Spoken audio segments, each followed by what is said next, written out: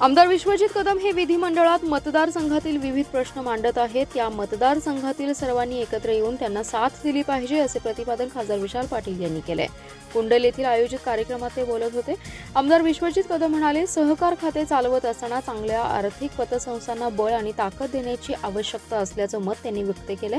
यावेळी आमदार अरुण लाड, आमदार विश्वजित कदम, क्रांतीदूत संघाचे अध्यक्ष किरण लाड, रयत शिक्षण संस्थेचे उपाध्यक्ष महेंद्र लाड, क्रांती कारखान्याचे अध्यक्ष शरद लाड प्रमुख उपस्थित होते।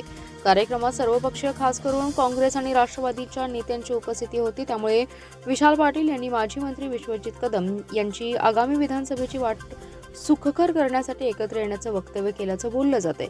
या कार्यक्रमाच्या निमित्ताने खासदार विशाल पाटील, महेंद्र लाड, किरण लाड आणि आमदार विश्वजित कदम यांच्यातील राजकीय जुगलबंदी चर्चेचा विषय ठरले। स्वागत आणि प्रास्ताविक संस्थापक अध्यक्ष अनिल लाड यांनी केलं।